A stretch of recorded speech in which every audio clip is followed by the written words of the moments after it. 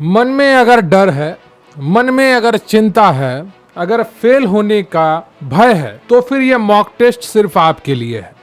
अगर आप इस मॉक टेस्ट को पूरे कॉन्फिडेंस के साथ करेंगे तो निश्चित रूप से आपका अंदर का डर भी खत्म होगा और आपका कॉन्फिडेंस भी बढ़ेगा। इस मॉक टेस्ट में 100 प्रश्न होंगे और ये लक्ष्य सीरीज का दूसरा मॉक टेस्ट है।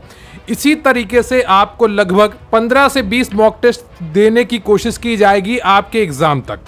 इन सभी मॉक टेस्ट को फोकस बनाकर करिए और एक एक मॉक टेस्ट को ईमानदारी के साथ 100 प्रश्नों को समझिए। जो प्रश्न आपके गलत होते हैं उनको नोट डाउन करिए और एक अच्छी तैयारी करिए। देखिए, आप जिसकी तैयारी कर रहे हैं वो बहुत ही अच्छा मौका है, बहुत ही अच्छी मेहनत से आप ये तैयारी जरूर करिए और आपको सफलता अवश्य ही मिलेगी। तो मेहनत को कभी जाया मत करिएगा और लगातार मेहनत करते रहिए। सारी चीजें आपके पक्ष में होंगी अगर आप निरंतर परिश्रम करेंगे। और कोई भी घबराने की बात नहीं है, अभी आपके पास काफी समय बचा है। 20 टॉपिक हैं आपके पास और आपके पास 23 से 24 दिन का समय है। तो इन बचे हुए दिनों में आपको जितना समय मिला है अच्छे से तैयारी करिए, हर सब्जेक्ट को अच्छे से पढ़िए और एक एक टॉपिक को कंप्लीट करके एग्जाम हॉल में जाइएगा। तो चलिए शुरू करते हैं आज का ये मॉक टेस्ट। लेकिन उससे पहले मैं आपसे निवेदन करूंगा कि कृपया वीडियो को लाइक कर लीजिएगा, चैनल पर नया है तो चैनल को सब्सक्राइब कर लीजिएगा, क्योंकि प्रश्न यहीं से आएगा। पढ़ेंगे आप मेरे साथ तो आपको यकीन आएगा। तो चलिए शुरू करते हैं।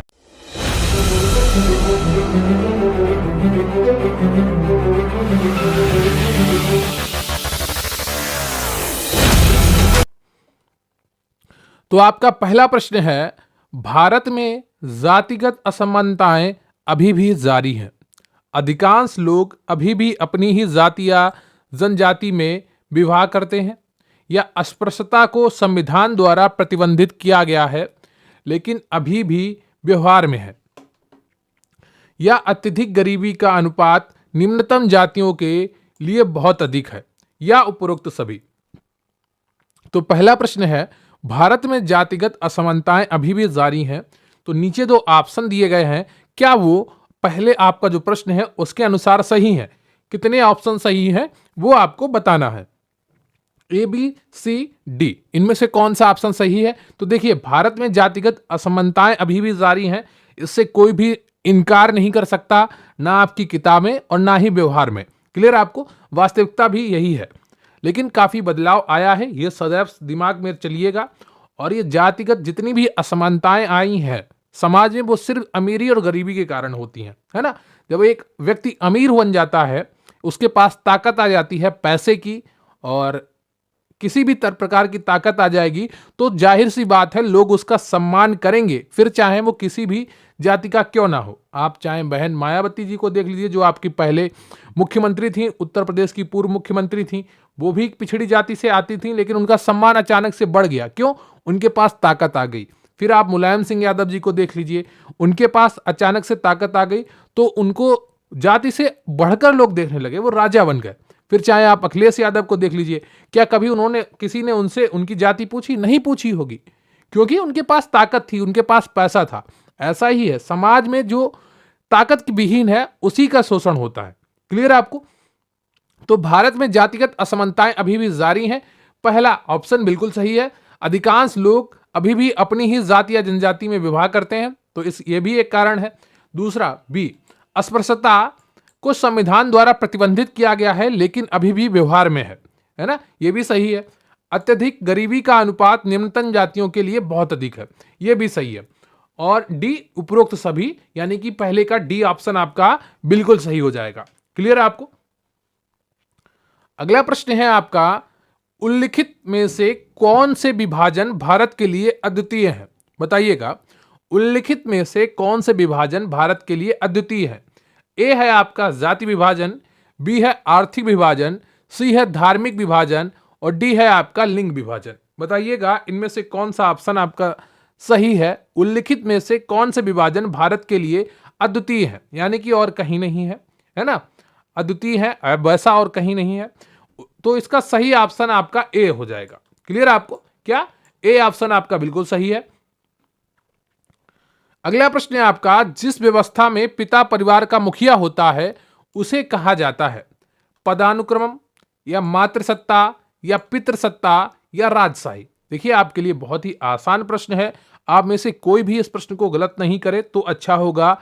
जिस व्यवस्था में पिता परिवार का मुखिया होता है उसे कहा जाता है, क्या कहा जाता है? आपको एबीसीडी में से बताना है कि एबीसीडी में आपका कौन सा ऑप्शन सही हो जाएगा। तो तीसरे का जो सही ऑप्शन है आपका वो सी है, पितृसत्ता। क्लियर है आपको? अगला प्रश्न है आपका, निम्नलिखित में से कौन सी सामाजिक समस्या की विशेषता है? यह एक समाज के एक बड़े वर्ग पर प्रभाव डालती है, हमेशा निराशा पैदा करती है, इनमें से कोई भी नहीं या उपरोक्त सभी। बताइएगा निम्नलिखित में से कौन सी सामाजिक समस्या की विशेषता है? यह एक समाज के एक बड़े वर्ग पर प्रभाव डालती है या हमेशा निराशा पैदा करती है, इनमें से कोई भी नहीं या उपरोक्त सभी। तो चौथे का आपका कौन सा ऑप्शन सही हो जाएगा? चौथे का ए ऑप्शन आपका बिल्कुल सही है। यह एक समाज के बड़े वर्ग पर प्रभाव डालती है, क्या? सामाजिक समस्या। ठीक है, जो सामाजिक समस्याएं होती हैं वो समाज के एक बड़े वर्ग पर प्रभाव डालती हैं, जैसे जाति प्रथा है, दहेज प्रथा है या अन्य समस्याएं हैं। क्लियर आपको? तो अशिक्षा है, बाल विवाह है, ये सब क्या है? ये समाज के एक बड़े वर्ग पर प्रभाव डालती हैं, इसलिए ये सामाजिक समस्याएं हैं। क्लियर आपको? लिंग भेदभाव है। ठीक है, अगला प्रश्न है आपका, बोलने के पूर्व बालक इस भाषा का उपयोग करते हैं, तुतलाना, बलबलाना, एक शब्द या सांकेतिक भाषा। बताइएगा, बोलने से पूर्व बालक इस भाषा का उपयोग करते हैं, एबीसीडी में कौन सा ऑप्शन आपका सही हो जाएगा? जल्दी से बताइए। तो बोलने से पूर्व बालक जिस भाषा का प्रयोग करते हैं उसको क्या कहेंगे? बताइए। उसको कहेंगे सांकेतिक भाषा। इशारे करते हैं, क्या? इशारे करते हैं, जैसे हंसना हुआ, खुश होना हुआ, रोना हुआ, ये सब क्या? ये सांकेतिक भाषा है। क्लियर है आपको? हाथ बढ़ाना, किसी चीज को देखकर, जैसे अपनी माता को देखकर बालक हाथ फैला देता है, उसकी तरफ दौड़ने लगता है, तो ये क्या है? ये सांकेतिक भाषाएं हैं। क्लियर है आपको? कि मैं उधर जाना चाहता हूं। ठीक है, तो सांकेतिक भाषाएं हैं। अगला प्रश्न है आपका, म्यूकर, एस्परजिलस और इरगाट जैसे कवक और के सामान्य दूषक हैं। तो यहां पर रिक्त स्थान में आपको भरना है कोई एक ऑप्शन जो सही हो। सुअर और गाय का मांस, फीताकृमि और वलयकृमि, वायु और विषाणु। यहां पर जीवाणु होगा। ठीक है, क्या होगा? जीवाणु और विषाणु, डबल रोटी और अनाज। तो सी में ऑप्शन आप ठीक कर लीजिएगा, यहां पर जीवाणु होगा। तो छठे का कौन सा ऑप्शन आपका सही होगा? बताइएगा। तो छठे का आपका जो सही ऑप्शन है वो डी है। क्लियर आपको? डी। अगला प्रश्न है आपका, डॉक्टर एम स्वामीनाथन द्वारा निम्नलिखित में से कौन से खाद्य वर्ग की अनुशंसा की गई है? 4 खाद्य वर्ग की, 5 खाद्य वर्ग की, 7 खाद्य वर्ग की या 11 खाद्य वर्ग की? बताइएगा इनमें से कौन सा ऑप्शन आपका सही है? डॉक्टर एम स्वामीनाथन द्वारा निम्नलिखित में से कौन से खाद्य वर्ग की अनुशंसा की गई है? 7वें का आपका कौन सा ऑप्शन सही हो जाएगा, यह आपको बताना है। बताइएगा 7वें का कौन सा ऑप्शन आपका सही है? तो 7वें का आपका डी ऑप्शन बिल्कुल सही है, 11 खाद्य वर्ग की। क्लियर आपको? अगला प्रश्न है आपका, भारत में पोषक तत्व की कमी से सर्वाधिक रूप में पाई जाने वाली बीमारी है? ऊर्जा, प्रोटीन कुपोषण या कैल्शियम की कमी या फास्फोरस की कमी या विटामिन सी की कमी? बताइएगा, भारत में पोषक तत्व की कमी से सर्वाधिक रूप में पाई जाने वाली बीमारी कौन सी है? ऊर्जा, प्रोटीन कुपोषण या कैल्शियम की कमी या फास्फोरस की कमी या विटामिन सी की कमी? बताइएगा 8वें का कौन सा ऑप्शन आपका सही हो जाएगा? तो 8वें का ए ऑप्शन बिल्कुल सही है। यह प्रश्न आपको कई बार कराया जा चुका है, लेकिन भाषा बदल बदल के यह प्रश्न फिर से एक नया तरीके से आपसे पूछा गया है। जिन लोगों ने ध्यान से प्रश्न किया होगा उनके लिए प्रश्न काफी आसान रहा होगा, जिन लोगों ने ध्यान नहीं दिया होगा पिछले मॉक टेस्ट में उनके लिए थोड़ी कठिनाई आ सकती है, लेकिन ये प्रश्न काफी आसान था। पहले भी अलग अलग भाषाओं में इसको पूछा जा चुका है आपसे। क्लियर है आपको?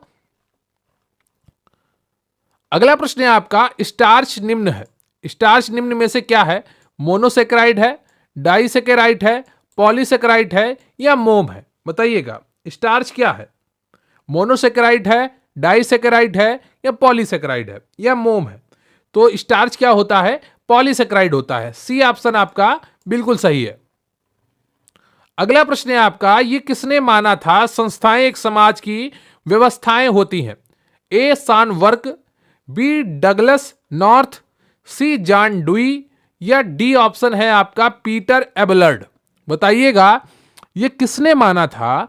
संस्थाएं एक समाज की व्यवस्थाएं होती हैं, सान वर्क ने माना था, या डगलस नॉर्थ ने माना था, या जॉन डुई ने माना था, या पीटर एवलर्ड ने माना था? बताइएगा 10वें का कौन सा ऑप्शन आपका सही हो जाएगा? तो 10वें का आपका बी ऑप्शन सही है, डगलस नॉर्थ ने माना था। क्लियर आपको? आपका अगला प्रश्न है, वह परिवार जो अपने पर्यावरण के साथ निरंतर परस्पर संबंधित रहता है कहलाता है। क्या कहलाता है वो आपको बताना है। खुली प्रणाली, बंद प्रणाली, अर्धबंद प्रणाली, या अर्ध खुली प्रणाली? 11वें का आपका कौन सा ऑप्शन सही हो जाएगा?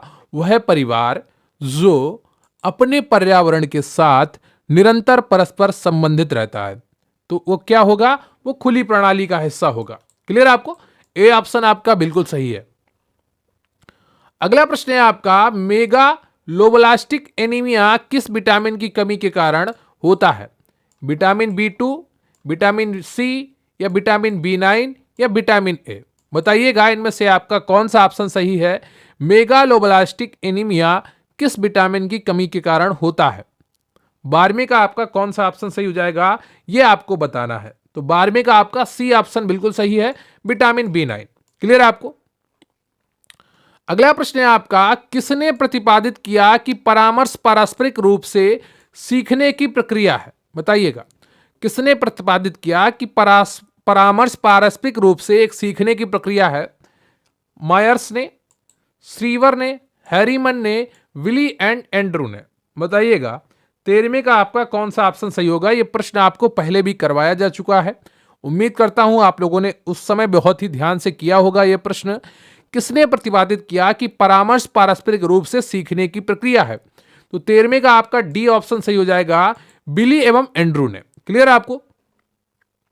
अगला प्रश्न है आपका, विश्व स्वास्थ्य संगठन के कुल कितने सदस्य देश हैं?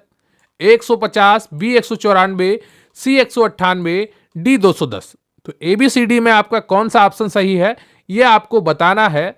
विश्व स्वास्थ्य संगठन के कुल कितने सदस्य देश हैं? 150, 194, 198, या 210? तो 14वें का आपका कौन सा ऑप्शन सही हो जाएगा? 14वें का आपका बी ऑप्शन बिल्कुल सही है, 194। क्लियर आपको? अगला प्रश्न है आपका, दिसंबर 2021 के महीने में मंत्रिमंडल ने महिलाओं के लिए शादी की कानूनी उम्र को बढ़ाने के प्रस्ताव को मंजूरी दे दी है। 16, 21, 20, 19 कितनी उम्र बढ़ा के कर दी गई है, यह आपको बताना है। दिसंबर 2021 के महीने में मंत्रिमंडल ने महिलाओं के लिए शादी की कानूनी उम्र को बढ़ाने के प्रस्ताव को मंजूरी दे दी है। तो 15वें का आपका ऑप्शन बी सही है, 21। क्लियर आपको? क्या 21? अगला प्रश्न है आपका, निम्नलिखित में से कौन अधिक जनसंख्या का समाधान है? परिवार नियोजन की उपेक्षा करना, यौन शिक्षा का ज्ञान, या अधिक बच्चों वाले परिवार को अधिक सुविधाएं प्रदान करना, या अनुचित चिकित्सा सुविधाएं? बताइएगा इनमें से आपका कौन सा ऑप्शन सही हो जाएगा। निम्नलिखित में से कौन अधिक जनसंख्या का समाधान है? तो आपका 16वें का जो सही ऑप्शन है वो बी हो जाएगा, यौन शिक्षा का ज्ञान। यानी कि हर चीज पता होनी चाहिए कि कैसे क्या होता है, परिवार नियोजन क्या है, परिवार कैसे विस्तृत होता है। तो अगर उसका ज्ञान होगा तो जनसंख्या का समाधान है, लोग जागरूक होंगे तो सही निर्णय ले पाएंगे। अगला प्रश्न है आपका, भारत में लिंग आधारित हिंसा के निम्नलिखित स्वरूपों को मान्यता दी गई है। ए घरेलू हिंसा, बी सांप्रदायिक घटनाओं के कारण हिंसा, सी विस्थापन के कारण हिंसा, डी यौन हिंसा? बताइएगा भारत में लिंग आधारित हिंसा के निम्नलिखित स्वरूपों को मान्यता दी गई है। ये 4 ABCD के रूप में आपको कूट दिए गए हैं, फिर उनके आधार पर नीचे ऑप्शन बनाए गए हैं, आपको बताना है कौन से ऑप्शन सही है। भारत में लिंग आधारित हिंसा के निम्नलिखित स्वरूपों को मान्यता दी गई है। ए घरेलू हिंसा, बी सांप्रदायिक घटनाओं के कारण हिंसा, सी विस्थापन के कारण हिंसा, डी यौन हिंसा? तो ABCD में आपके कौन से कूट सही है यह आपको पहचानना है। देखिए तो घरेलू हिंसा तो है ही, है ना, और चौथा आपका ऑप्शन यौन हिंसा है, ये नहीं है। बी और सी आपके नहीं है, है ना। तो ये चीजें आप ध्यान रखिएगा, ये बी और सी नहीं। सांप्रदायिक घटनाएं तो अलग हिंसा प्रकार हो गया, और विस्थापन के कारण भी अलग हिंसा हो गई। जो घरेलू हिंसा में परिभाषित है, लिंग आधारित हिंसा में परिभाषित है, वो घरेलू हिंसा है और यौन हिंसा। तो ए और डी किसमें है? बी ऑप्शन में है। तो बी ऑप्शन आपका बिल्कुल सही हो जाएगा 17वें का। क्लियर आपको? अगला प्रश्न है आपका, यूनिसेफ की राष्ट्रीय समितियों की संख्या कितनी है? 36, 37, 38 या 48? बताइएगा, यूनिसेफ की राष्ट्रीय समितियों की संख्या कितनी है? इनमें से कौन सा ऑप्शन आपका सही हो जाएगा? जल्दी से बताइए। यूनिसेफ की राष्ट्रीय समितियों की संख्या कितनी है? तो इसका सही आंसर होगा आपका सी, 38। क्लियर आपको? आप गूगल पे सर्च करेंगे तो आपको 36 दिखेगा, लेकिन वो संख्या पुरानी है ना? पहले 36 देशों में थी, ये 2019 की आपको संख्या दिखाता है गूगल, लेकिन वर्तमान में 38 हो गई है। क्लियर आपको? यूनिसेफ की राष्ट्रीय समितियों की संख्या वर्तमान में कितनी हो गई है? 38 हो गई है। गूगल पे आपको 36 दिखाएगा, लेकिन वहां पर आप देखेंगे तो डेट उसकी पुरानी होगी उस आर्टिकल की। क्लियर आपको? तो अब 38 हो गई है, यह आप ध्यान रखिएगा। अगला प्रश्न है आपका, यूएनडीपी द्वारा जारी किए जाने वाले मानव विकास सूचकांक में निम्न में से क्या शामिल नहीं है? ए जीवन प्रत्याशा, बी शिक्षा, सी संपत्ति, डी प्रति व्यक्ति आय। यूएनडीपी द्वारा जारी किए जाने वाले मानव विकास सूचकांक में निम्न में से क्या शामिल नहीं है? बताइएगा, क्या शामिल नहीं है, यह आपको बताना है। तो 19 का जो सही ऑप्शन है आपका वो सी है, संपत्ति शामिल नहीं है। क्लियर आपको? क्या शामिल नहीं है? संपत्ति। अगला प्रश्न है आपका, निम्नलिखित में से सही कथन को पहचान कीजिए। ए, एकल परिवार में दहेज प्रथा सामान्य बात है। बी, एकल परिवार में बाल श्रम सामान्य बात है। सी, दहेज तथा बाल श्रम सामाजिक बुराइयां हैं। डी, दहेज एक सामाजिक परंपरा है, इसे सामाजिक बुराई नहीं कहा जा सकता है। तो निम्नलिखित में से सही कथन क्या है वो आपको पहचानना है। बहुत ही कॉमन सेंस पर आधारित यह प्रश्न है आपका। आप अगर सामान्य तर्क के आधार पर इस प्रश्न को करेंगे तो बहुत आसानी से सही कर पाएंगे। तो 20वें का जो सही ऑप्शन है आपका वो सी है। क्या? सी, दहेज तथा बाल श्रम सामाजिक बुराइयां हैं, इसलिए सी ऑप्शन आपका बिल्कुल सही हो जाता है। सिर्फ यही कथन इन चारों में से सही है। अगला प्रश्न है आपका, निम्नलिखित में से कौन सा कथन सामाजिक नियंत्रण के बारे में सही नहीं है? ए, इसमें सामूहिक नियंत्रण का औपचारिक और अनौपचारिक तरीका शामिल है। बी, यह अब तक के व्यक्तिगत या समूह व्यवहार के संयम और दिशा को संदर्भित करता है। या सी, यह भूमि सुधार की प्रणाली है। या डी, इनमें से कोई नहीं। बताइएगा, निम्नलिखित में से कौन सा कथन सामाजिक नियंत्रण के बारे में सही नहीं है? ए, इसमें सामूहिक नियंत्रण का औपचारिक और अनौपचारिक तरीका शामिल है। या बी, यह अब तक के व्यक्तिगत या समूह व्यवहार के संयम और दिशा को संदर्भित करता है। या सी, यह भूमि सुधार की प्रणाली है। या डी, इनमें से कोई नहीं। तो 21 का जो सही ऑप्शन है आपका, सामाजिक नियंत्रण भूमि सुधार की प्रणाली नहीं है। क्लियर आपको? तो इसलिए सी ऑप्शन आपका बिल्कुल सही है। अगला प्रश्न है आपका, जनसंख्या विस्फोट का प्रमुख कारण क्या है? ए, साक्षरता, बी, बेहतर चिकित्सा सुविधा, सी, कम प्रजनन क्षमता, या डी, उच्च मृत्यु दर। बताइएगा, जनसंख्या विस्फोट का प्रमुख कारण क्या है? साक्षरता, बेहतर चिकित्सा सुविधा, कम प्रजनन क्षमता, या उच्च मृत्यु दर। तो 22 का जो सही ऑप्शन है आपका वो बी है। क्या है? बी ऑप्शन आपका बिल्कुल सही है, बेहतर चिकित्सा सुविधा। क्लियर आपको? ये कैसे कार्य करता है बेहतर चिकित्सा सुविधा? जैसे क्या हुआ, पहले व्यक्ति बीमार पड़ता था और उसे इलाज नहीं मिल पाता था, तो उसकी मृत्यु जल्दी हो जाती थी। अब जल्दी मृत्यु हो गई तो उसकी संतानें भी नहीं होंगी, संतानें कम होंगी तो क्या होगा, जन्म दर भी कम हो जाएगी, है ना। तो इससे क्या होता, जनसंख्या नियंत्रित बनी रहती थी, स्थिर बनी रहती थी। किसी साल 1921 से पहले तो किसी साल घट जाती थी, किसी साल अचानक से बढ़ जाती थी, लेकिन 1921 के बाद जनसंख्या लगातार बढ़ती चली गई। उसका प्रमुख कारण क्या था कि बेहतर चिकित्सा सुविधा। आजादी के बाद अचानक से 1961 से 1971 के बीच में जनसंख्या बढ़ी। इसका मुख्य कारण यह था कि भारत में चिकित्सीय सुविधाओं में काफी अच्छा सुधार आने लगा। क्लियर आपको? तो बेहतर चिकित्सा सुविधा होगी तो जनसंख्या विस्फोट का प्रमुख कारण बन जाती है। अब ये नकारात्मक नहीं है, सकारात्मक कारण है। जैसे जो औसत उम्र थी भारत की बहुत कम थी पहले, अब पहुंच के 70 वर्ष तक की हो गई है। 2022 का जो लेटेस्ट डाटा है, भारत में अब औसत उम्र प्रति व्यक्ति जीने की 70 वर्ष हो गई है।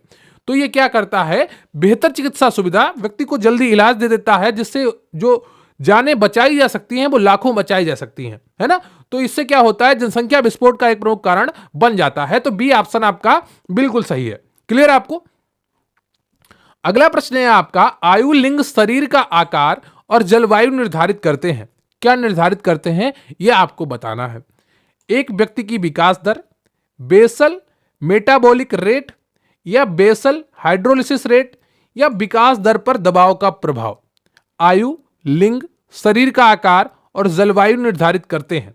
23 का आपका ऑप्शन कौन सा सही हो जाएगा बताइएगा। तो 23 का जो सही ऑप्शन है आपका वो बी है, बेसल मेटाबॉलिक रेट। क्लियर है आपको।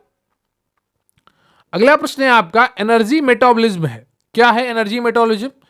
कोशिकाओं के माइटोकॉन्ड्रिया में होता है, सीधे रेखीय रूप में आगे बढ़ता है, एंजाइम की आवश्यकता नहीं है, क्रेब्स चक्र को बाईपास करता है। बताइएगा, एनर्जी मेटाबॉलिज्म कोशिकाओं के माइटोकॉन्ड्रिया में होता है, सीधे रेखीय रूप में आगे बढ़ता है, एंजाइम की आवश्यकता नहीं है, क्रेब्स चक्र को बाईपास करता है। 24 का आपका ऑप्शन सही हो जाएगा, ए ऑप्शन सही है। क्लियर आपको। कोशिकाओं के माइटोकॉन्ड्रिया में होता है। वैसे इस तरह का प्रश्न आपकी परीक्षा में शायद ही पूछा जाए, लेकिन आप हर तरीके के प्रश्न करते रहिए। क्लियर आपको। जब ऊर्जा के सेवन कम हो जाता है और ऊर्जा व्यय बढ़ जाता है तो शरीर का वजन होता है, वही रहता है, बढ़ जाता है, कम हो जाता है या अस्थिर है। जब ऊर्जा का सेवन कम हो जाता है और शरीर का ऊर्जा व्यय बढ़ जाता है तो शरीर का वजन होता है।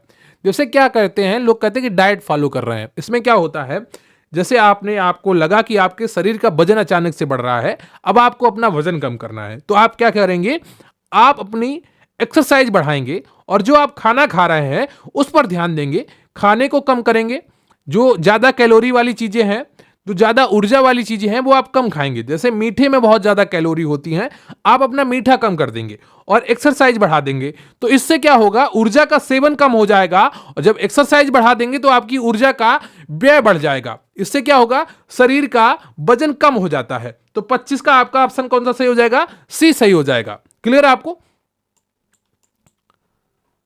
अगला प्रश्न है आपका, वजन कम करने और बढ़ने के एक बार बार होने वाला पैटर्न किस रूप में परिभाषित किया जाता है? कि अचानक से कम हो रहा है, फिर आपका बढ़ रहा है, फिर बार बार होने वाले पैटर्न को किस रूप में परिभाषित किया जाता है? Fad diet, bulimia nervosa, eating disorder या वेट साइकिलिंग। बताइएगा 26 का कौन सा ऑप्शन आपका सही हो जाएगा। तो इसको कहते हैं आपका वेट साइकिलिंग। क्या कहते हैं, वेट साइकिलिंग कहते हैं। क्लियर है आपको। अगला प्रश्न है आपका, संतुलित आहार की परिभाषा दीजिए। एक आहार जिसमें कुछ पोषक तत्व तो सही अनुपात में हो, सही अनुपात में अधिकांश पोषक तत्वों वाला आहार, ऐसा आहार जिसमें सही अनुपात में कोई पोषक तत्व ना हो, एक ऐसा आहार जिसमें सभी पोषक तत्व सही अनुपात में हो। बताइए, संतुलित आहार शब्द की परिभाषा क्या होगी? एबीसीडी ऑप्शन में से आपको चयन करना है। तो 27 का कौन सा ऑप्शन आपका सही हो जाएगा? 27 का डी ऑप्शन आपका बिल्कुल सही हो जाएगा। कल परसों मैंने इसको प्रश्न आपको कराया था ये, और इसको अच्छे से करते रहिए। एक ऐसा आहार जिसमें सभी पोषक तत्व तो सही अनुपात में हो, तो क्या कहलाता है? संतुलित आहार कहलाता है। क्लियर है आपको। अगला प्रश्न है आपका, आलू, अनाज, बीन्स, दालें और जई से भरपूर होते हैं। प्रोटीन, विटामिन, खनिज पदार्थ, कार्बोहाइड्रेट। बताइएगा, आलू, अनाज, बीन्स, दालें और जई से भरपूर होते हैं। क्या भरपूर होते हैं, किससे भरपूर होते हैं? तो आलू, अनाज, बीन्स, दालें और जई। बताइएगा 28 का आपका कौन सा ऑप्शन सही हो जाएगा? 28 का आपका डी ऑप्शन सही हो जाएगा। देखिए, आलू और अनाज में कार्बोहाइड्रेट काफी ज्यादा होता है, ठीक है। इनमें प्रोटीन बहुत कम मात्रा में होता है या होता ही नहीं। अनाज में जितना भी प्रोटीन होता है वो अपूर्ण प्रोटीन होता है, पूर्ण प्रोटीन होता ही नहीं है। क्लियर आपको। तो यहां पर कार्बोहाइड्रेट ही सबसे उपयुक्त ऑप्शन है आपका। आपको यहां पर दालें लग रहा हो कि दालों में प्रोटीन ज्यादा होता है, लेकिन यहां पर आपसे सबके बारे में पूछा है, तो सिर्फ कार्बोहाइड्रेट ही यहां पर आपका बिल्कुल सही उत्तर होगा। क्लियर आपको। अगला प्रश्न है आपका, अधिकांश घरेलू एयरलाइंस गर्भावस्था के किस सप्ताह के बाद गर्भवती माताओं को उड़ान भरने से अनुमति नहीं देंगी? 12 सप्ताह, 24 सप्ताह, 34 से 36 सप्ताह या 40 सप्ताह? 40 सप्ताह के बाद तो किसी को भी क्या डिलीवरी हो जाएगी ना, 40 सप्ताह का तो सामान्य गर्भकाल होता ही है। तो डी ऑप्शन तो आप इसको निकाल सकते हैं, बाकी 3 ऑप्शन में से आप एक को सही तरीके से चुनना है। तो बहुत ही आसानी से आप इसका उत्तर दे सकते हैं, थोड़ा सा दिमाग लगाइए। तो 29 का जो सही ऑप्शन है आपका वो सी है, 34 से 36 सप्ताह। क्लियर आपको? वही जब आपका 8वें से 9वें महीने के बीच में आप होते हैं उस समय। अगला प्रश्न है आपका, मां का तनाव स्तर भ्रूण को कैसे प्रभावित करता है? समय से पहले जन्म का कारण बनता है, जन्म के समय कम वजन का कारण बनता है, बच्चे का स्वभाव बदलता है या उपरोक्त सभी? जो मां का तनाव स्तर है वो भ्रूण को कैसे प्रभावित करता है, ABCD में ऐसे कौन से कारण हैं या आपको पहचानने हैं? तो आप लोगों में से कई लोग ये सोच रहे होंगे सर ने ये तो नहीं पढ़ा है ना। बहुत से प्रश्न ऐसे होते हैं जो सीधे प्रश्नों के द्वारा ही आपको उनकी जानकारी मिलती है, क्योंकि ये सामान्य स्तर के प्रश्न हैं। यहाँ पर आपको सिलेबस में क्या पढ़ाया जाएगा, ऐसा कोई टॉपिक तो है नहीं आपके सिलेबस में, लेकिन जो थोड़ा बहुत बताया गया है और ये प्रश्न आपको पूरी डिटेल में वो चीज बता रहा है। मां का तनाव स्तर भ्रूण को कैसे प्रभावित करता है, ABCD में आपका कौन सा ऑप्शन सही हो जाएगा? तो यहां पर आपका A ऑप्शन भी सही है, B भी सही है और C भी सही है, तो आपका D ऑप्शन बिल्कुल सही हो जाएगा। क्लियर आपको? उपरोक्त सभी। अगला प्रश्न है आपका, एक सफल गर्भावस्था का समर्थन करने के लिए पूर्व गर्भ निर्धारण अवधि में पर्याप्त पोषण के महत्व के बारे में चिंता बढ़ रही है।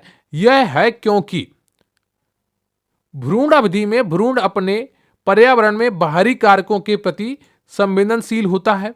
भ्रूण की अवधि अक्सर तब होती है जब एक महिला को पता चलता है कि वह गर्भवती है। देर से गर्भावस्था में हस्तक्षेप प्रभावी होने में बहुत देर हो सकती है। दिए गए सभी विकल्प सही है। तो 31 का आपका कौन सा ऑप्शन सही हो जाएगा, यह आपको बताना है। तो थोड़ा यहाँ पर साइज का प्रॉब्लम है, एक बार में आपको पूरा प्रश्न नहीं दिख रहा होगा, तो आप पहली लाइन पढ़ लीजिए, पहले पूरा प्रश्न पढ़ लीजिए। एक सफल गर्भावस्था का समर्थन करने के लिए पूर्व गर्भधारण अवधि में पर्याप्त पोषण के महत्व के बारे में चिंता बढ़ रही है। यह है क्योंकि, अब आपको ऑप्शन पढ़ने हैं और बताना है कौन सा ऑप्शन सही है। क्लियर आपको?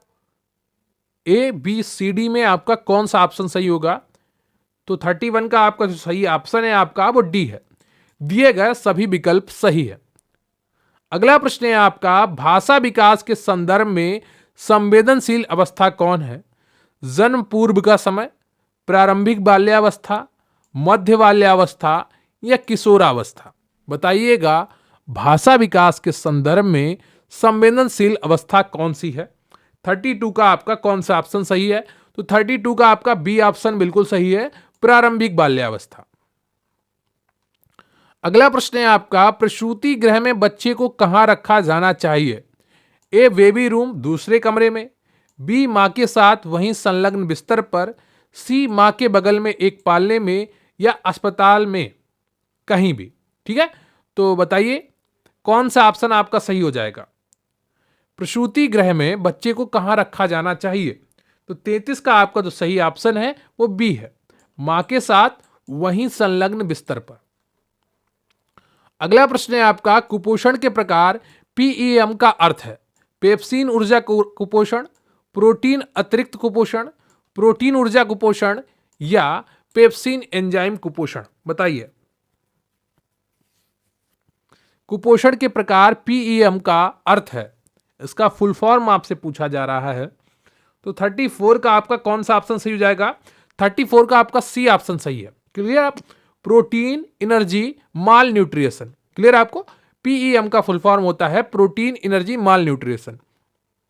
तो C ऑप्शन आपका बिल्कुल सही है, प्रोटीन ऊर्जा कुपोषण।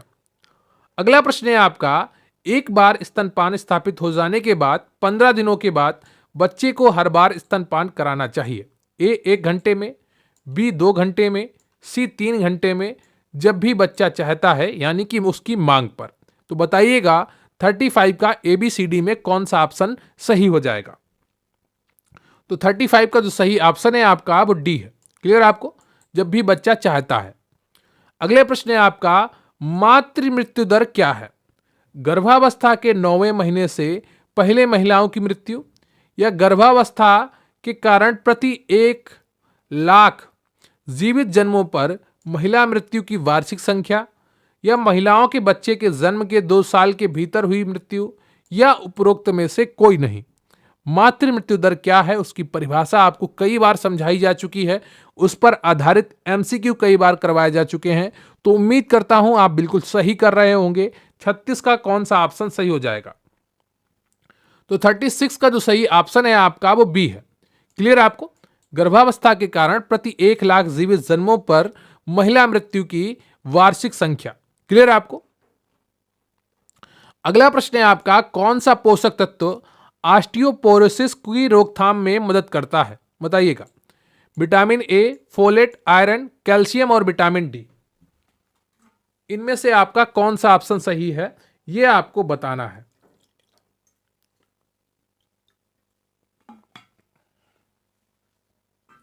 बताइए 37 का आपका कौन सा ऑप्शन सही हो जाएगा? तो 37 का जो सही ऑप्शन है आपका वो डी है, कैल्शियम और विटामिन डी। क्लियर आपको? अगला प्रश्न है आपका, निम्नलिखित में से कौन सा कारक बुजुर्गों के लिए अच्छा पोषण प्राप्त करना कठिन बनाता है, उसकी पहचान करें। अकेले रहना, विकलांगता, वित्तीय कारण, उपरोक्त सभी का। बताइएगा, निम्नलिखित में से कौन सा कारक बुजुर्गों के लिए अच्छा पोषण प्राप्त करना कठिन बनाता है, उसकी पहचान करें। तो 38 का आपका कौन सा ऑप्शन सही हो जाएगा? 38 का आपका डी ऑप्शन सही होगा। क्लियर आपको? अकेले रहेंगे बुजुर्ग तो कम खाएंगे, अपना ख्याल नहीं रख पाएंगे, है ना। अगर वो विकलांग है तो भी, और वित्तीय कारण है तो पोषण कैसे प्राप्त होगा? तो डी ऑप्शन आपका बिल्कुल सही है। घर में जो भी बुजुर्ग हो उनका सम्मान करिए, उनका ख्याल रखिए। वो दुआएं ही नहीं देंगे आपको सिर्फ, बल्कि आपके लिए बहुत अच्छा होता है कि घर में कोई बुजुर्ग होता है, घर का ख्याल रखने वाला होता है। कोई छोटा बच्चा घर में है तो उसका ख्याल रखने वाला होता है। सबको ऐसा मौका नहीं मिलता है कि घर में उनके बुजुर्ग हों। एक भगवान की अच्छी देन है, उनका ख्याल रखना चाहिए सभी को। कई घरों में मैंने देखा है कि वहाँ पर लोग बुजुर्गों से बड़े परेशान रहते हैं, उन्हें समय पर खाना नहीं देते हैं, समय पर इलाज नहीं करवाते हैं, झगड़े होते रहते हैं। पर थोड़ा मैनेज किया जा सकता है हर चीज़ को, इस पर ध्यान देना चाहिए हर किसी को। माता पिता ने अपनी ज़िंदगी खपाई होती है अपने बच्चे को बड़ा करने में, उन्हें सही ज़िंदगी देने में अपनी तरफ से वो लोग पूरी कोशिश करते हैं, भले ही वहाँ पर वित्तीय स्थितियाँ ना ठीक रही हों।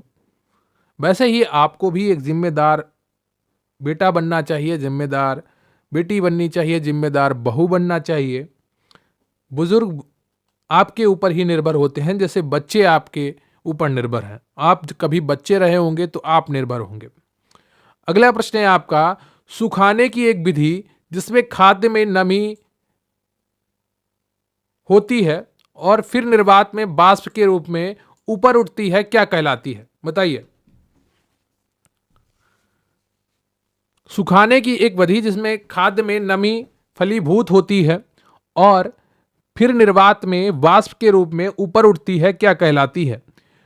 धूप में सुखाना, हिम शुष्कन यानी कि लायोफिलेजेशन, स्प्रे शुष्कन, ड्राइंग, ड्रम शुष्कन, ड्राइंग। तो बताइएगा इनमें से कौन सा ऑप्शन आपका सही होगा 39 का? तो 39 का आपका बी ऑप्शन सही है, हिम शुष्कन। क्लियर आपको? हिम शुष्कन। अगला प्रश्न है आपका, निम्नलिखित में से कौन सी चीनी को अल्कोहल में बदलने की प्रक्रिया है? ऑक्सीकरण, पाश्चुरीकरण, या विरंजन, या किण्वन। बताइएगा निम्नलिखित में से कौन सी चीनी को अल्कोहल में बदलने की प्रक्रिया है?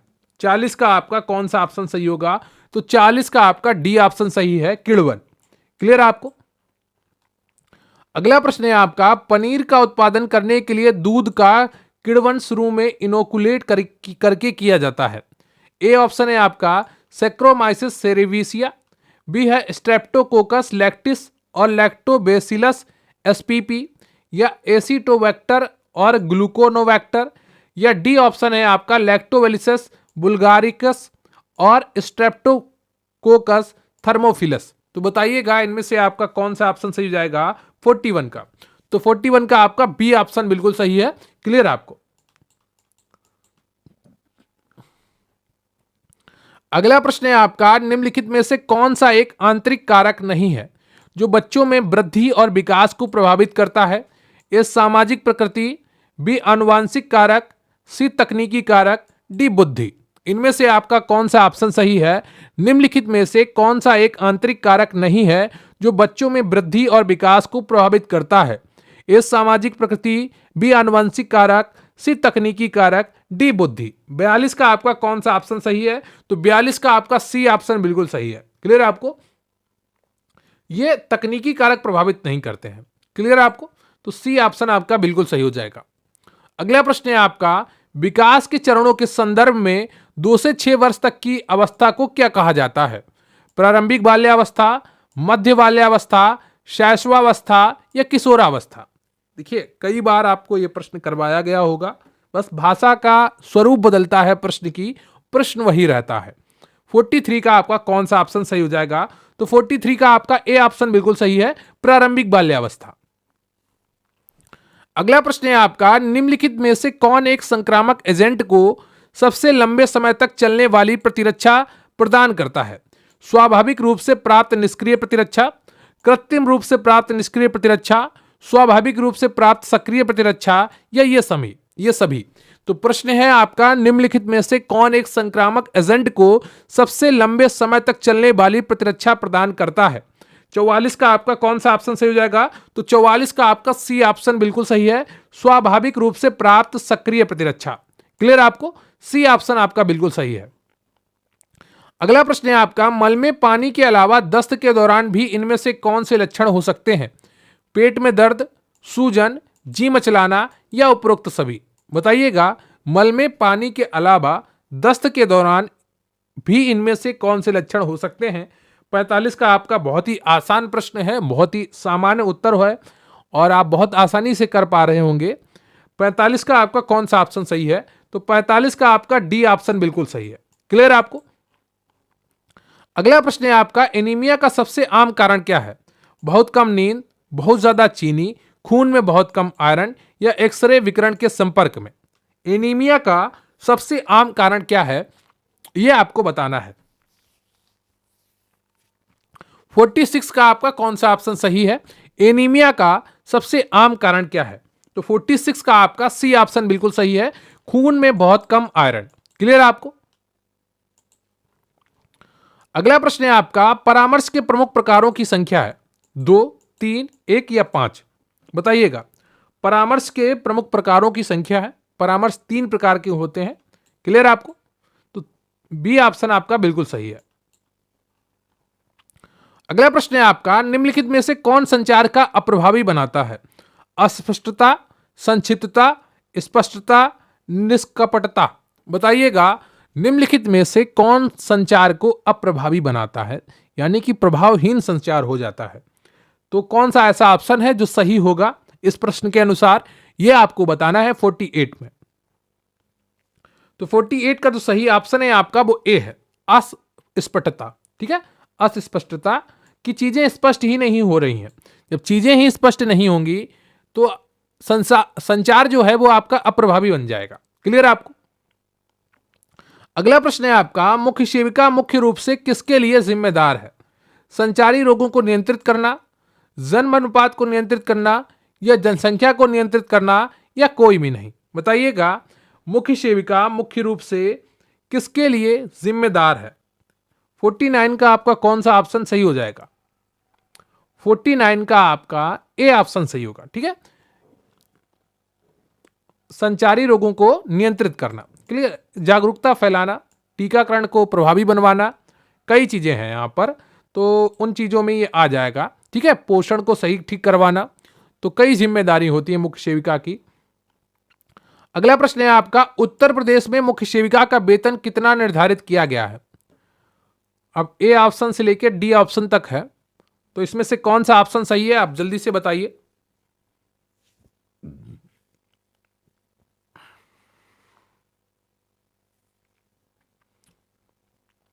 तो 50 का जो सही ऑप्शन है आपका वो ए है। ठीक है, ये वेतन बैंड होता है। ठीक है, क्या होता है? ये वेतन बैंड होता है 5200 से 20,200 तक। ठीक है, जरूर इसका मतलब ये नहीं होगा आपकी पहली सैलरी 5200 होगी, ये नहीं है, आपकी पहली सैलरी 40,000 प्लस होगी। ठीक है, ये वेतन बैंड होते हैं जो अलग अलग तरीके से कार्य करते हैं।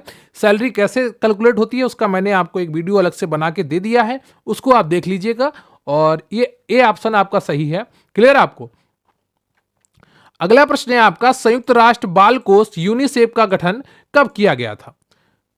1952 में, 1946 में, 1943 में, 1958 में। बताइएगा इनमें से आपका कौन सा ऑप्शन सही हो जाएगा। संयुक्त राष्ट्र बाल कोष का गठन कब किया गया था? तो 51 का कौन सा ऑप्शन आपका सही है? 51 का आपका बी ऑप्शन बिल्कुल सही है, 1946 में। क्लियर आपको? अगला प्रश्न है आपका, विश्व स्वास्थ्य संगठन ने किस देश में global centre for traditional medicine GCTM की स्थापना की? सूरत, राजकोट, अहमदाबाद, जामनगर। बताइएगा इनमें से कौन सा ऑप्शन आपका सही है। विश्व स्वास्थ्य संगठन ने किस देश में global centre for traditional medicine GCTM की स्थापना की है? 52 का आपका कौन सा ऑप्शन सही हो जाएगा? तो 52 का आपका डी ऑप्शन सही है, जामनगर। क्लियर आपको? डी ऑप्शन बिल्कुल सही है, जामनगर।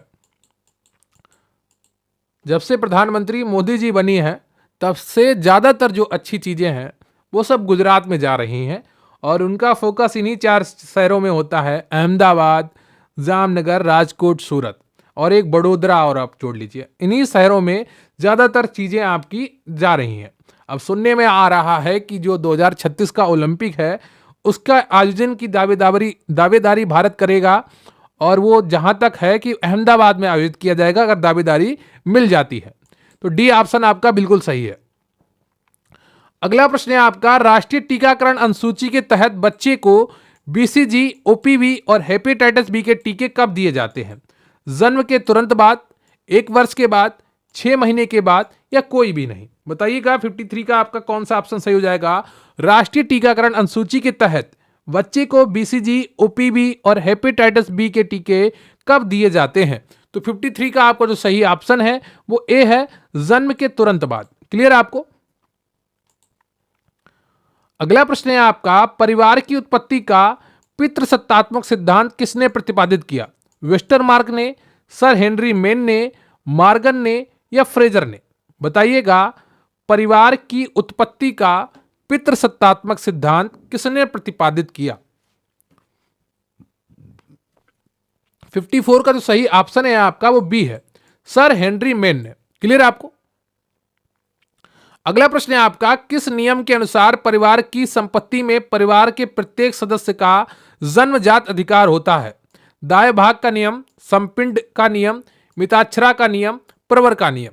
बताइएगा इनमें से कौन सा ऑप्शन आपका सही है। किस नियम के अनुसार परिवार की संपत्ति में परिवार के प्रत्येक सदस्य का जन्मजात अधिकार होता है? तो 55 का आपका जो सही ऑप्शन है आपका वो सी है, मिताक्षरा का नियम। क्लियर आपको?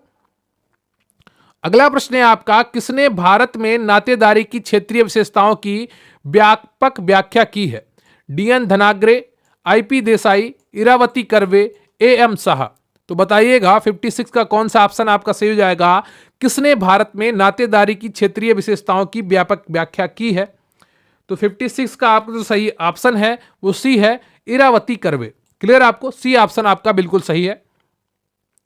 अगला प्रश्न है आपका, भारतीय दंड संहिता की कौन सी धारा एलजीबीटी से संबंधित है? बताइएगा इनमें से कौन सा ऑप्शन आपका सही हो जाएगा। एल से होता है यहां पर लेस्बियन, जी से होता है गे, बी से होता है बाइसेक्सुअल, और टी से होता है ट्रांसजेंडर। ठीक है, ये अलग अलग जेंडर के जो होते हैं जो, तो भारतीय दंड संहिता की कौन सी धारा एलजीबीटी से संबंधित है? तो इसका बी ऑप्शन आपका बिल्कुल सही हो जाएगा, 377। क्लियर आपको? बी ऑप्शन बिल्कुल सही है। अगला प्रश्न है आपका, भारत के संविधान का कौन सा अनुच्छेद अल्पसंख्यकों के हितों के संरक्षण की चर्चा करता है? ए अनुच्छेद 28, बी 29, सी 30, डी 31? बताइएगा 58 का कौन सा ऑप्शन सही है। तो 58 का आपका जो सही ऑप्शन है आपका वो बी है, अनुच्छेद 29। क्लियर आपको? अगला प्रश्न है आपका, अस्पृश्यता को समाप्त किया जाता है और उसका व्यवहार किसी भी रूप में निषिद्ध है, यह कहां घोषित है? अनुच्छेद 13, 15, 17 या 19? बताइएगा इनमें से कौन सा ऑप्शन आपका सही है। अस्पृश्यता को समाप्त किया जाता है और उसका व्यवहार किसी भी रूप में निषिद्ध है, ये कहां घोषित है? तो 60 का आपका कौन सा ऑप्शन सही हो जाएगा? 60 का आपका सी ऑप्शन सही है, अनुच्छेद 17। क्लियर आपको? तो आपका अगला प्रश्न है कि सामाजिक परिवर्तन में जब सांस्कृतिक लक्षण या समग्रता एक समाज से दूसरे समाज में फैलते हैं तो वह प्रक्रिया क्या कहलाती है? ऑप्शन ए है आपका प्रसारण, बी है सांस्कृतिक आक्रमण, सी है सांस्कृतिक विनिमय या संस्कृति का सामान्यीकरण। प्रश्न एक बार फिर से ध्यान से सुनिएगा। सामाजिक परिवर्तन में जब सांस्कृतिक लक्षण या समग्रता एक समाज से दूसरे समाज में फैलते हैं तो वह प्रक्रिया क्या कहलाती है?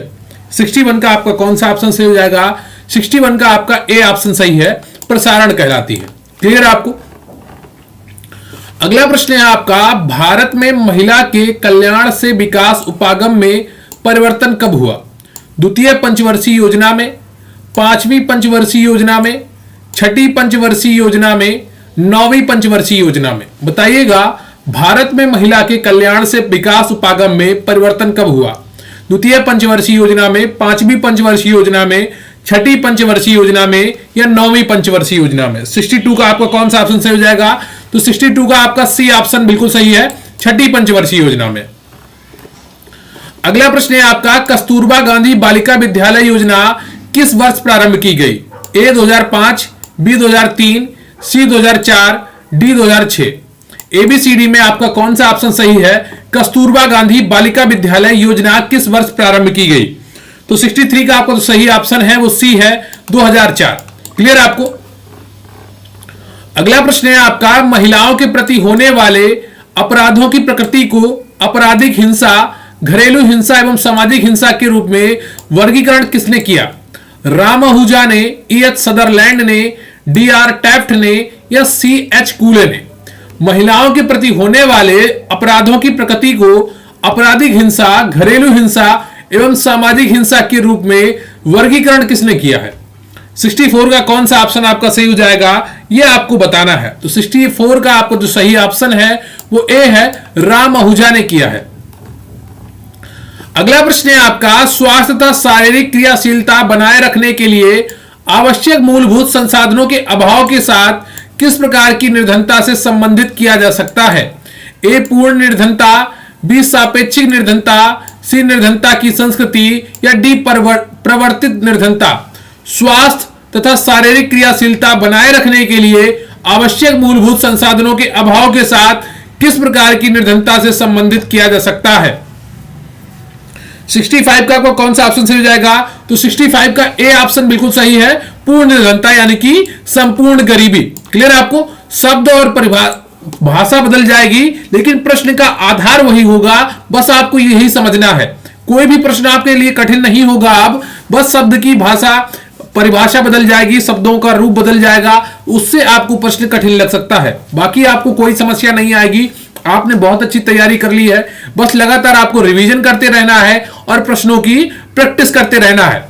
अगला प्रश्न है आपका, मादक द्रव्य व्यसन का प्रमुख लक्षण है द्रव्य लेते रहने की अत्यधिक इच्छा या आवश्यकता तथा उसे किसी भी तरीके से प्राप्त करना या मात्रा डोज बढ़ाने की प्रवृत्ति या द्रव्यों के प्रभावों पर मनोवैज्ञानिक व शारीरिक निर्भरता, इनमें से सभी? बताइएगा मादक द्रव्य व्यसन का प्रमुख लक्षण है। एबीसीडी में आपका कौन सा ऑप्शन सही हो जाएगा, यह आपको बताना है। तो 66 का आपको जो सही ऑप्शन है वो डी है, इनमें से सभी, ये सभी लक्षण होते हैं मादक द्रव्य व्यसन का यानी कि नशे का। क्लियर आपको? अगला प्रश्न है आपका, तकनीकी में तीव्र वृद्धि तथा सामाजिक संस्थाओं और परंपरागत विश्वासों में धीमे परिवर्तन के सामंजस्य विभेद को कहते हैं सांस्कृतिक विलंबना, सांस्कृतिक विसरण, सांस्कृतिक नवप्रवर्तन या सांस्कृतिक आत्मसातकरण? बताइएगा 67 का कौन सा ऑप्शन सही होगा? तकनीकी में तीव्र वृद्धि तथा सामाजिक संस्थाओं और परंपरागत विश्वासों में धीमे परिवर्तन के सामंजस्य विभेद को क्या कहते हैं? 67 का आपका कौन सा ऑप्शन सही है? तो 67 का आपका ए ऑप्शन बिल्कुल सही है, सांस्कृतिक विलंबना। क्लियर है आपको? अगला प्रश्न है आपका, आग वर्ण और निम्न काफ के अनुसार वह कौन सी प्रक्रिया एवं साधन है जिसके द्वारा एक समूह सामाजिक मानदंडों के विचलन को सीमित करता है? ए सामाजिक नियंत्रण, बी सामाजिक संगठन, सी सामाजिक संस्था या डी सामाजिकरण। बताइएगा 68 का कौन सा ऑप्शन सही हो जाएगा? आग वर्ण और निम्न काफ के अनुसार वह कौन सी प्रक्रिया एवं साधन है जिसके द्वारा एक समूह सामाजिक मानदंडों के विचलन को सीमित करता है? ए सामाजिक नियंत्रण, बी सामाजिक संगठन, सी सामाजिक संस्था, डी सामाजिकरण। तो 68 का कौन सा ऑप्शन आपको सही हो जाएगा? 68 का आपका ए ऑप्शन बिल्कुल सही है, सामाजिक नियंत्रण। क्लियर है आपको? अगला प्रश्न है आपका, निम्न समाजशास्त्रियों में से कौन नव उद्विकासीय विचारक है? Herbert Spencer, HJS. मेन या एडोल्फ वास्टियन या बी गार्ड चिल्ड। तो निम्न समाजशास्त्रियों में से कौन नव विकास के विचारक है? तो 69 का आपका कौन सा ऑप्शन सही जाएगा? 69 का आपका डी ऑप्शन बिल्कुल सही है, बी गार्डन चिल्ड। क्लियर है आपको? अगला प्रश्न है आपका, थायरॉक्सिन की कमी से क्या होता है? स्कर्वी होता है, डर्मेटाइटिस होता है, हाइपोथायराइडिज्म होता है या हाइपरथायराइडिज्म होता है? तो 70 का कौन सा ऑप्शन आपका सही है? 70वें प्रश्न का कौन सा ऑप्शन सही है यह आपको बताना है। थायरॉक्सिन की कमी से क्या होता है?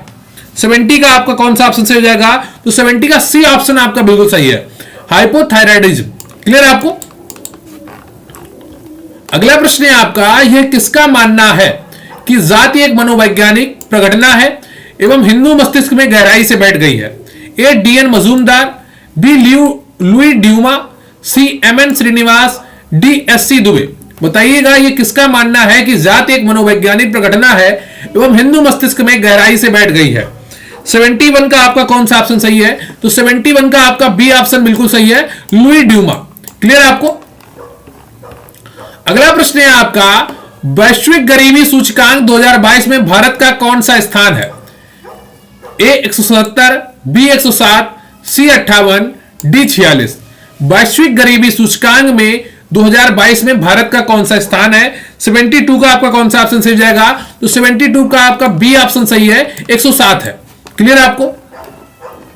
अगला प्रश्न है आपका, हीमोफीलिया किसका एक उदाहरण है? कमी के कारण रोग या आनुवंशिक रोग या संक्रामक रोग या व्यवसायी संबंधी रोग? बताइएगा हीमोफीलिया किसका एक उदाहरण है? 73 का आपका कौन सा ऑप्शन सही हो जाएगा? तो 73 का आपका बी ऑप्शन बिल्कुल सही है, आनुवंशिक रोग है। क्लियर आपको? अगला प्रश्न है आपका, सतत विकास लक्ष्य 2030 के अंतर्गत लैंगिक समानता का लक्ष्य कौन सा है? पहला, दूसरा, चौथा, पांचवा। सतत विकास लक्ष्य 2030 के अंतर्गत लैंगिक समानता का लक्ष्य कौन सा है यह आपको बताना है। तो 74 का जो सही ऑप्शन है आपका वो डी है, पांचवा है। क्लियर आपको? अगला प्रश्न है आपका, एंटीबायोटिक्स के बारे में इनमें से कौन सा कथन सही नहीं है? एंटीबायोटिक्स के दुष्प्रभावों में चेचक, फाइलेरिया और डिप्थीरिया शामिल हो सकते हैं। एंटीबायोटिक्स जुखाम एवं फ्लू में प्रभावी नहीं होते हैं। एंटीबायोटिक्स जीवाणु जनित रोगों के विरुद्ध प्रभावी होते हैं। एंटीबायोटिक विषाणुओं के विरुद्ध प्रभावी नहीं होते हैं। बताइएगा एंटीबायोटिक्स के बारे में निम्न में से कौन सा कथन सही नहीं है? 75 का आपका कौन सा ऑप्शन सही हो जाएगा? तो 75 का आपका ए ऑप्शन बिल्कुल सही है। एंटीबायोटिक्स के दुष्प्रभाव में चेचक, फाइलेरिया और डिप्थीरिया शामिल हो सकते हैं। ये बिल्कुल गलत है, यह सही नहीं हो सकता है। क्लियर आपको? अगला प्रश्न है आपका, गर्भाधान परीक्षण इनमें से कौन से हार्मोन के परीक्षण पर निर्भर करता है? एफएसएच, प्रोजेस्टेरॉन, एचसीजी या एलसी? बताइएगा गर्भाधान परीक्षण इनमें से कौन से हार्मोन के परीक्षण पर निर्भर करता है? 76 का आपका कौन सा ऑप्शन सही हो जाएगा? 76 का आपका सी ऑप्शन सही है, एचसीजी। क्लियर आपको? अगला प्रश्न है आपका, उस स्थिति को क्या कहा जाता है जहां गर्भाशय को आंशिक रूप से या पूरी तरह से बाहर कर दिया जाता है? रेट्रोवर्जन, इनवर्जन, इन्वोल्यूशन या सब इन्वोल्यूशन? बताइएगा 77 का कौन सा ऑप्शन आपका सही हो जाएगा? उस स्थिति को क्या कहा जाता है जहां गर्भाशय को आंशिक रूप से या पूरी तरह से बाहर कर दिया जाता है? 77 का आपका कौन सा ऑप्शन सही हो जाएगा? तो 77 का आपका बी ऑप्शन बिल्कुल सही है, इन्वर्जन। क्लियर आपको? अगला प्रश्न है आपका, बच्चे के जन्म के कितने देर बाद प्लेसेंटा को आ जाना चाहिए? 5 मिनट, 30 मिनट, 45 मिनट या 60 मिनट? बताइए बच्चे के जन्म के कितने देर बाद प्लेसेंटा को आ जाना चाहिए? 78 का कौन सा ऑप्शन सही है? B, 30 minute. क्लियर आपको? अगला प्रश्न है आपका, किशोरावस्था के प्रमुख लक्षण है शारीरिक परिवर्तनों का तीव्र होना, स्थल क्रियात्मक कौशलों का विकास, दूसरों पर निर्भर रहना, शारीरिक भिन्नता का विकास। तो 79 का आपका कौन सा ऑप्शन सही है, यह आपको बताना है। किशोरावस्था के प्रमुख लक्षण है। 79 का आपका कौन सा ऑप्शन सही है? तो 79 का ए ऑप्शन बिल्कुल सही है, शारीरिक परिवर्तनों का तीव्र होना। क्लियर आपको? अगला प्रश्न है आपका, जोन्स के अनुसार विकास की अवस्था नहीं है, शैशवावस्था, बाल्यावस्था, किशोरावस्था या प्रौढ़ावस्था? बताइएगा इनमें से कौन सा ऑप्शन आपका सही है। जोन्स के अनुसार विकास की अवस्था नहीं है। 80 का आपका कौन सा ऑप्शन सही है? 80 का आपका डी ऑप्शन सही है, प्रौढ़ावस्था। अगला प्रश्न है आपका, ब्यूटायरिक अम्ल पाया जाता है अंडे में, सरसों के तेल में, मक्खन में या फलों में? बताइएगा इसका कौन सा ऑप्शन सही है। ब्यूटायरिक अम्ल पाया जाता है। 81 का आपका ऑप्शन सही है, सी, मक्खन में पाया जाता है। क्लियर आपको? अगला प्रश्न है आपका, अपने प्रथम जन्मदिन पर बालक अपने वजन का हो जाता है 2 गुना, 3 गुना, कोई परिवर्तन नहीं, 4 गुना। 82 का आपका कौन सा ऑप्शन सही है? तो 82 का आपका जो ऑप्शन सही है, यह प्रश्न आपको पहले भी कराया जा चुका है, बी सही है, 3 गुना हो जाता है। क्लियर आपको?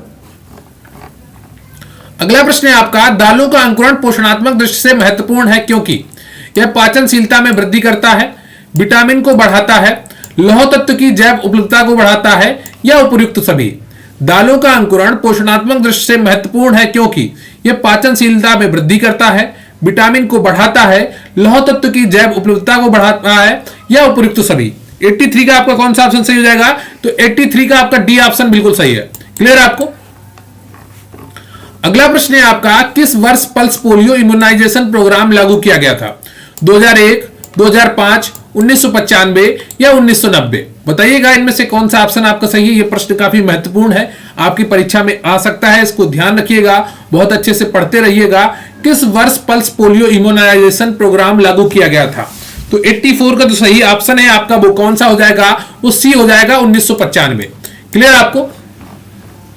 अगला प्रश्न है आपका, बीसीजी का एक टीका है जो मुख्य रूप से तपेदिक के विरुद्ध प्रयुक्त किया जाता है। बीसीजी का क्या अर्थ है? Baby cure Guérin, bacillus Clement Guérin, bacterium cure Guérin या बेबी केयर यूरिन? बताइएगा इनमें से कौन सा ऑप्शन आपका सही हो जाएगा। बीसीजी एक टीका है जो मुख्य रूप से तपेदिक के विरुद्ध प्रयुक्त किया जाता है। बीसीजी का फुल फॉर्म क्या है 85 में? तो 85 का जो सही ऑप्शन है आपका वो बी है, बैसिलस क्लेमेट ग्यूरिन। क्लियर आपको?